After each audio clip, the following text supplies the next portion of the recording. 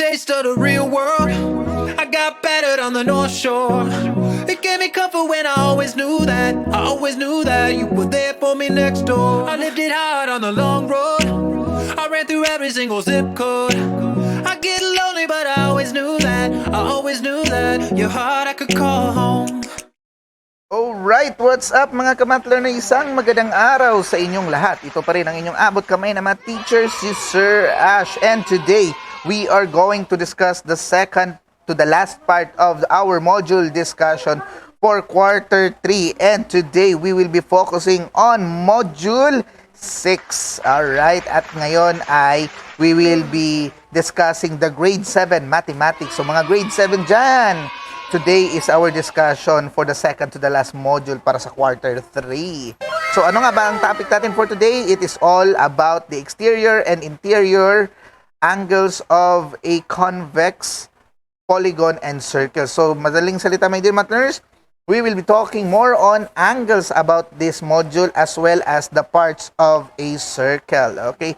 So napakadali lang ng topic na ito, my dear math learners. But before we continue and start our discussion, kung bago ka pa sa channel ko, please click the subscribe button and notification bell para lagi kang updated sa ating mga susunod na discussions. Alright, so now let us start. So first page, my dear math learner, is all about the cover page. Second page is all about the people behind the module. So disclaimer lamang po mga kamat learner na hindi pagmamayari ni Sir Ash ang kanyang mga dinediscuss dito sa channel. Instead, ginagawa niya lamang ito para makatulong sa inyo mga kamat learners. Alright. On the third page is the title page. So quarter 3 module 6, exterior and interior angles of a convex polygon and circles. On the fourth page is the introductory message para sa ating mga facilitators, those are our teachers, and para sa inyo mga kamat learners. Alright, and then on the fifth page is the objectives natin para sa module na ito. So ano nga ba ang mga objectives or mga things na kailangan natin malaman about this module? So number 1 is to derive inductively the relationship of exterior and interior angles of a convex polygon. And pangalawa is to illustrate circles as well as the terms related to it. So yung mga radius, diameter, center, chord, arc, central angle, and inscribed angle na na-discuss ko na sa ating channel ay basically we will be rediscussing that in this discussion. Okay. So now let us continue. And then after that is the let us try. So in this video or in this part, my dear math learners, sasagot lang kayo ng mga series of questions, ABCD lang, no pressure at all because this is just to test whether you have a prior knowledge about this topic. Okay, so ABCD lamang po ito, 1 to 10 lang. Then after that, you have your introductory activity para sa ating lesson. So we already have discussed polygons last module 5, grade 7, di ba? So ngayon, we will be completing this table. So as you can see, this is a table about polygon, the number of sides, the number of diagonals from one vertex, and the number of dissected triangles as well as the sum of the interior angles. Okay, so may example na dito. We have the triangle, the quadrilateral. After that is the pentagon, hexagon, octagon, and the n-gon. So depende kung ano yung isosolve niyo. So first, ilan ba ang sides ng pentagon? Ilan ba ang sides ng hexagon, ng octagon? Okay, so napakadali lang. Then after that, ilan bang diagonals ang mabubuo mula sa isang particular vertex? So, alam naman natin ang diagonals, a diagonal is, it is the line segment from one certain point going to a non-consecutive vertex. Okay, so pupunta siya or gagawa ka ng connection going to the non-consecutive vertex. Kung ilan yung mapform mo ng mga diagonals, yun yung ilalagay mo dito. Okay, then after that, we have also how many triangles will be formed from that diagonal. So, for example, ito. So, gumawa ng isang diagonal, ang na-form niya, dalawa. Okay? So, ganun. And then, after that is, ano ang total measurement ng mga angles sa given polygon na yon. So, my dear math learners, para mas meron kayong idea, pwede niyong tingnan ang pattern. So, we have here 3, 4. Anong kayang sunod dyan? Okay. We have here 0, 1. Ano kayang sunod dyan? 1, 2. Ano kayang sunod dyan? 18, 360. Tapos, ano kayang sunod dyan? Okay? So technically, my dear math learners, napakadali lang ng activity na ito. After you completed this activity, merong mga guide question para sagutan ninyo, and I'm sure kayang-kaya nyo yan. So magtatanong lang ito whether you see any connection between the number of sides and the number of triangles dissected through the diagonals made into a polygon. So I'm sure makikita nyo ang pattern dyan. Okay, then after that, we have our first part of the introduction. Ito na talaga yung discussion proper natin. So the first part is all about the exterior and interior angles of a convex polygon. We already discussed what convex mean. Ito yung ang isang klase ng polygon na palabas lahat ng sides, walang papasok. And then when we say exterior angles, ito yung mga nasa labas na angles. When we say interior angles, ito yung mga nasa loob na angles. So talking about interior angles, we have here example, triangle. So, ang interior angles niya, ito yon, yan, ito, at ito. So, ano yung mga angles sa loob? Okay? So, sa triangle, meron tayong tatlo. So, ito naman, we have, this is an octagon kasi walong sides. So, ilang angles ang mapo-form or ilang interior angles ang mapo-form sa octagon, meron ka ring 8. Okay, 8 interior angles. So, ganun lang kadali, my dear math learners. Now, after that, you will be talking or you will be given the definition of the triangle sum theorem. So, when we say triangle sum, the total measurement of the interior angles. So, in a triangle, my dear math learners, regardless kung anong klaseng triangle yan, kung pag ganito ba yan, pag tayo, pag ganyan, okay. So, whether it is a right, acute, obtuse triangle or equilateral triangle, isosceles triangle, scalene triangle, equiangular triangle, all of those kinds of triangle, ang total measurement always will be 180 degrees. Easy, Ayan. right? So, so you can see here, 180 degrees. Next is, how do you know to find the number of triangles in any convex polygon? So, madali lang ang technique dito, my dear math learners, yung kanina, yung ilan yung mga mafo-form na triangle based on the diagonal. So, kahit hindi ka gumawa or mag-drawing ng isang diagonal, technically, makukuha mo ang number of triangles in any convex polygon if ang gagawin mo is to get the number of sides minus 2. So, technique nito, napakadali lang. Number of sides minus 2 ka lang. So, in a simple manner, it is just n minus 2 where n is the number of sides. Okay?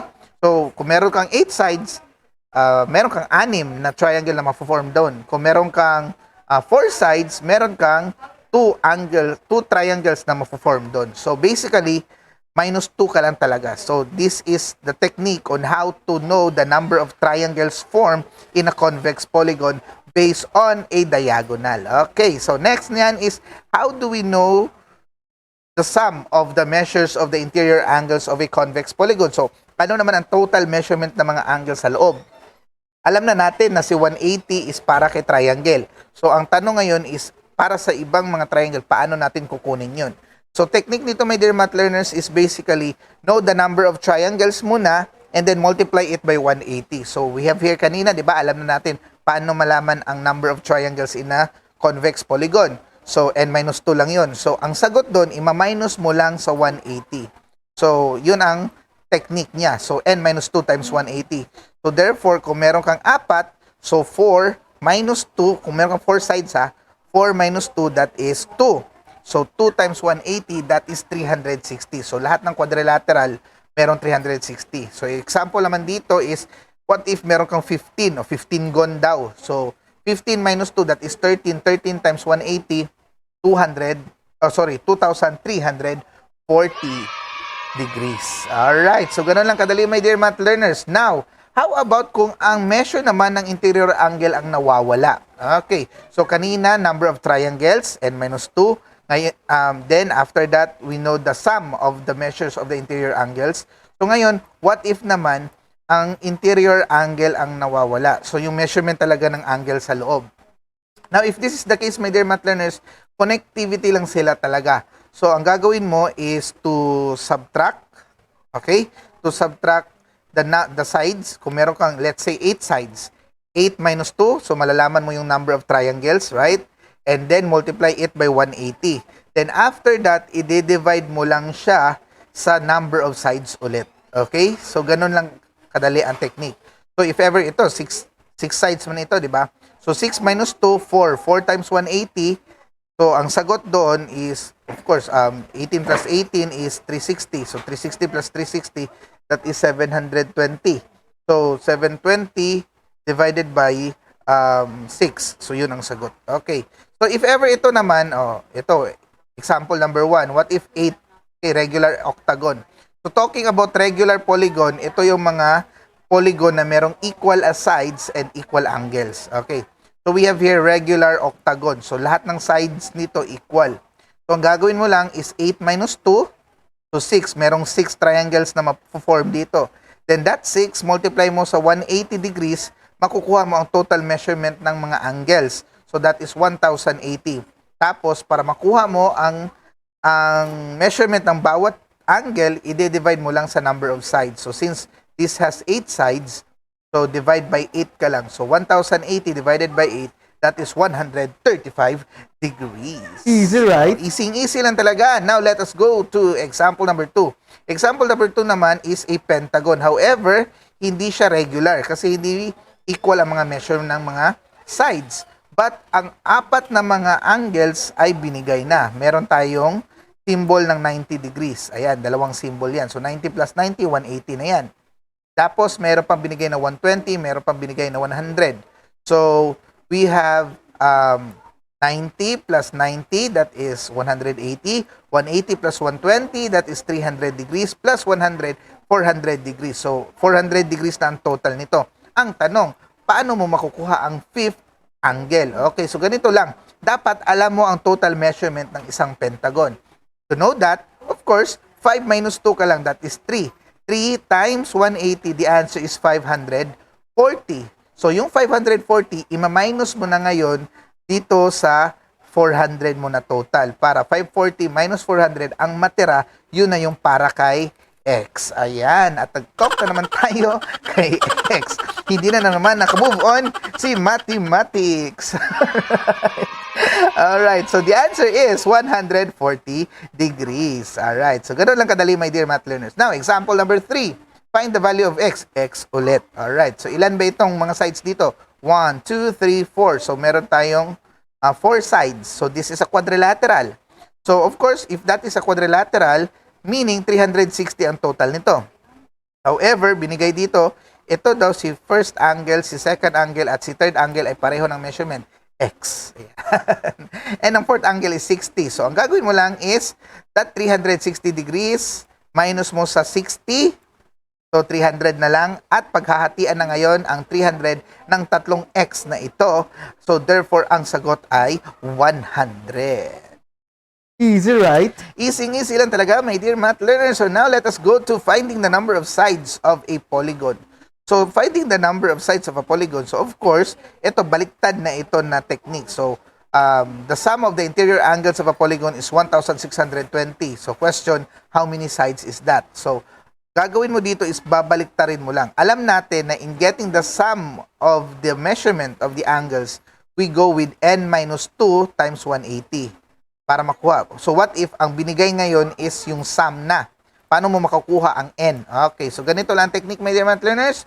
You divide the sum by 180, then the answer is added by 2. Okay? So, ganun lang kadali. So, teka ha, let's try this one. We have here. So, dito, ang pinakita dito, nag-distribute siya muna. So, n times 180, tapos negative 2 times 180, 360. So, pwede din ganito, my dear math learners, na ang technique dyan is you divide both sides by 180. Okay? So, let's open some calculator for this purpose lang po, ha? Okay, para mas madali natin. So, let's say 1,620, divide mo both sides by 180. So, you have, na-minus ko siya. Cheng, mali si Sir Ash pagsulat sa calculator. Of course, hindi nyo nakikita ang sinusulat ko sa calculator because hindi ko ito, ayan, divide tayo, divide. Okay, divide, ayan. So, we have 9. Okay, so 9 ang sagot. Then, after that, i-add mo lang siya by 2. Bakit siya i-add? Kasi si n minus 2, pag i-transpose mo sa kabila, magiging plus yun. So, therefore, ang sagot ay 11. Okay? So napakadali, mas madaling mag-divide muna bago ka kaysa nito na nag-distribute property ka pa, medyo matatagalan ka or medyo malaking number ang mai-encounter mo.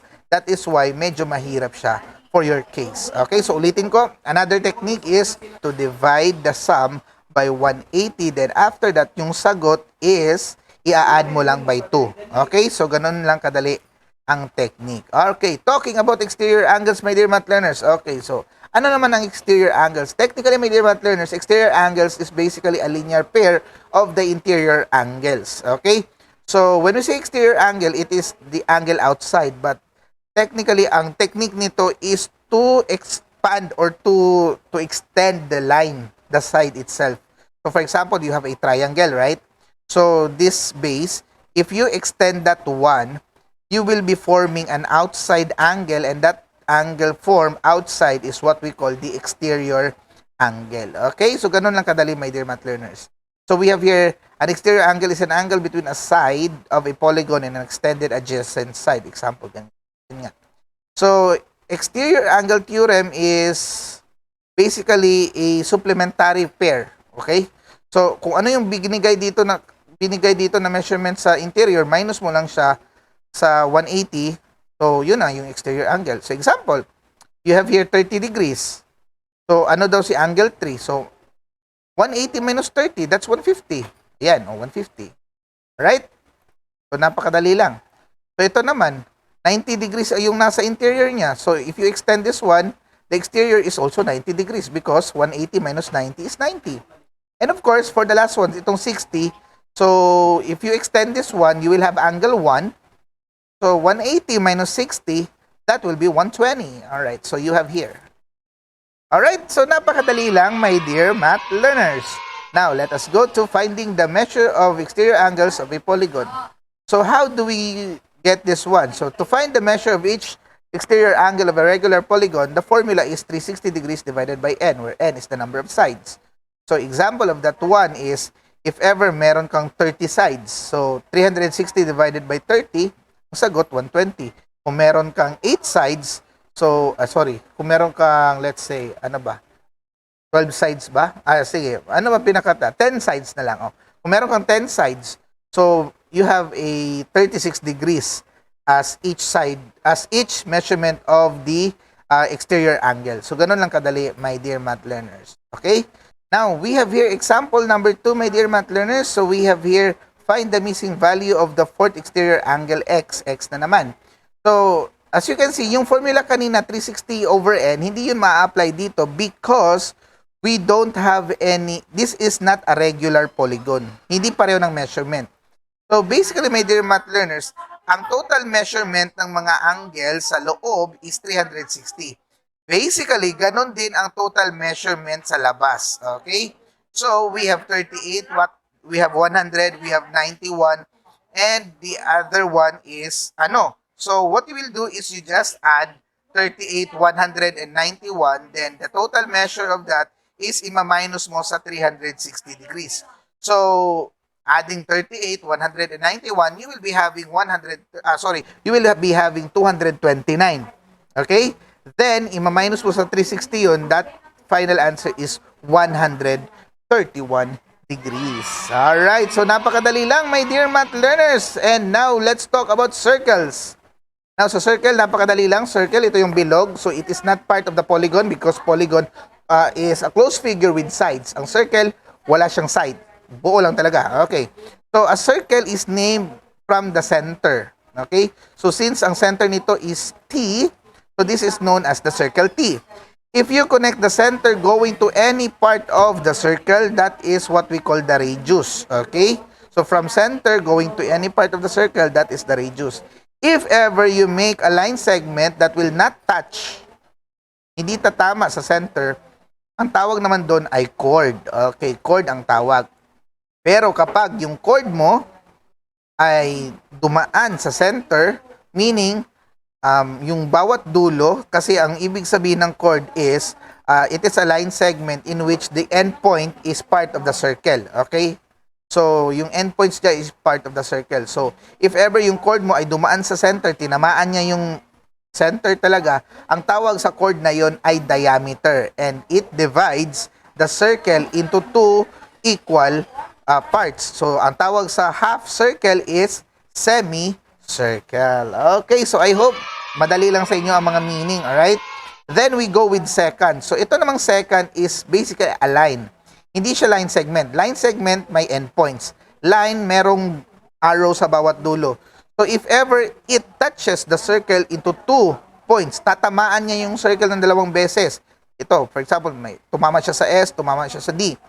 So, therefore, if that is the case, kapag line siya, may arrow sa bawat dulo, ang tawag doon ay second.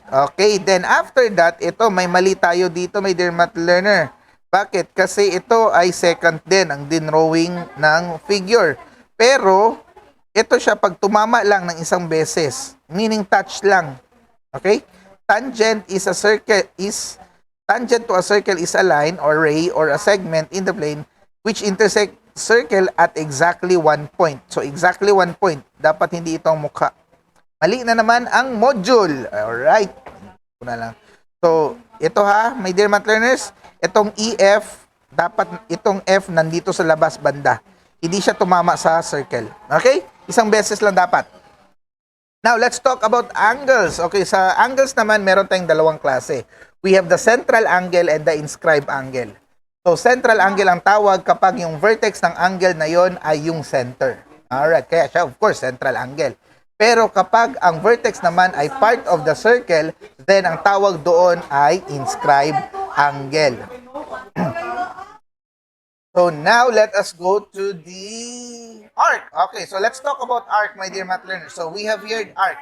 Basically, the arc is what we call the curve of the circle. So yung mga kurba-kurba ng circle, yun yung mga arc. Kapag ang arc ng circle ay equally half of the circle, ang tawag doon ay semicircle. Pero kapag mas maliit sa semicircle, ang tawag doon minor arc. Yan, minor arc. Pero kapag mas malaki pa sa semicircle ang binigay, ang tawag naman doon ay major arc. Example of that is ito, M, L, B. Of course, kasi si M, tumama dito kay L, papunta buong half. Okay, papunta buong half. So, sobra pa siya sa half. Another example is BPL. So, BPL. So, buo. Sobra pa rin ng half. As long as sobra ng half, that is what we call major arc. Kapag minor arc lang, yun, dalawa lang. Okay? So, small arc lang siya. Hindi aabot sa 180 degrees. Kasi buong circle is 360 degrees. So, yan, my dear math learners, yan ang mga definition ng mga terms that you need to know about circles. So, technically, my dear math learners, kung alam mo ang ibig sabihin ng mga parts na ito, you don't need to memorize the definition itself. As long as you understand what does it mean, yun na yun. Okay, so now let us go to the let us practice. Ito na ang part na kung saan kayo naman ang sasagot. So, we have here the number of interior angles. Okay? The sum of the interior angles. So, complete the table. So, of course, remember, ang gagawin lang dito is number of sides minus 2 times 180. So, 4 minus 2 times 180. So, that is 360. 5 minus 2, 3. 3 times 180. Yun ang sagot dito. 10 minus 2 times 180. Yun ang sagot dito. And so on and so forth. Okay. Measure of one interior angle. So, kung ano yung sagot mo dito, i-divide mo lang siya by the number of sides. So, 360 yun kanina dito, di ba? So, 360 divided by 4, the answer is 90 degrees. Okay, so 90. And of course, the measure of one exterior angle. So, ang gagawin mo dito, for regular polygon, ang gagawin mo is to get 360 divided by 4. Yan. So, 360 divided by 5, 360 divided by 10, 360 divided by 12, 360 divided by 15. Okay, 1.5. Okay, bakit? Because the formula for getting the exterior angle for regular polygon is 360 divided by N. Alright, so now let us go to the next. So matching type lang ito. So we have here measurement of angle 2, 3, 4, 5, and 6 based on this figure. So ano daw siya? 50 degrees. Okay, given 130 si angle 1. Ito, angle 1, 130. So angle 7 is 70. So 70 of course, si angle 5 is 70 din. Okay, so angle 5 tayo dito. Okay, then angle 1 is 130. This is a linear pair. So 130 minus 180 minus 130, that would be 50. So 50 tayo dito kay angle 2. Of course, meron ka ng 70, meron ito naman 70 man ito, di ba? So it is a linear pair. So 70 minus 180 minus 70, this will be 110. Okay? So meron ka ng ito 110, si 6. And then we have here, paano to kukunin si angle 3? So, ito yung triangle mo. Total measurement is 180 based on the sum triangle theorem or triangle sum theorem. So, you have the 70 here. You have the, anong tawag dito? 130 to kanina, no? Yung angle 1. Okay, 130. So, you have 50. So, 50 plus 70, that would give you 120. So 180 minus 120, that is 60. Alright, so this will become 60. And of course, counterpart niya sa linear pair is 120. Alright, so natapos natin ang activity na ito. Next, let us practice more. Ito, pangalanan mo naman ito sila. So ito yung sinasabi ko na tangent. Okay? This is the tangent, this is the radius, pero pang buo, diameter. Ito naman, chord. Ito naman, secant. Okay. So, ito naman dito, pag hindi siya sumobra sa isang semicircle, that's minor arc. Pag equal sa semicircle, that's a semicircle. Pag equal talaga siya, susobra siya sa semicircle, that's a major arc. Okay? So, ganun lang kadali, my dear math learners. Now, let us go to letter B. So, pangalanan daw natin sa center, of course, that's this one, 3 radii, so tatlong radius. Ito, at ito. Chord, chord yan. Diameter, ayan. Secant, ito ang secant. Tumama ng 2 beses sa ano dyan. And then, you have the tangent, you have the semicircle, half of that one. The minor arc, yan, maliit lang. A central angle, okay, angle that is in which the vertex is the center, and then inscribed angle, ito, yan. Okay, so hopefully you are following the cursor or the arrow that I've been doing, my dear math learners. And then after that, you have the let us remember. So in this part, this is just the conclusion of what we have just discussed for today. And then after that, the let us assess. Ito na yung post-test na kailangan galingan nyo talaga because the module assume na naintindihan nyo na ang mga lessons about this topic. So these are series of questions, A, B, C, D, hanggang 15 questions ito. And then you have the let us enhance. This is the performance task given by the teachers to you, mga kamath learners. So you just need to fulfill or to finish the given instructions. Okay, so you finish this table and then after that, a concentric circle. So you just read the instruction and you will be graded based on your answers. Then after that, the reflection. So you have here the reflection. Remember, my dear math learners, in terms of reflection, this is just a personal opinions ninyo. So, therefore, there is no wrong or right about this activity. Okay? So, I hope, my dear math learners, na naintindihan ninyo ng mabuti ang ating discussion for today. Ito pa rin ang inyong abot kamay na mga teacher, si Sir Ash. And I hope nakapag-subscribe na kayo. And if ever you have liked this video, please click that like button and share this to your fellow friends, classmates, and schoolmates. Lagi niyong tatandaan na masarap matuto ng mathematics kapag marami tayong nagsasama-sama. Thank you so much. God bless. And keep safe. Happy lang. Keep safe always. I got a taste of the real world. I got battered on the North Shore. It gave me comfort when I always knew that. I always knew that you were there for me next door. I lived it hard on the long road. I ran through every single zip code. I get lonely, but I always knew that. I always knew that your heart I could call home, and nothing could ever stand in our way.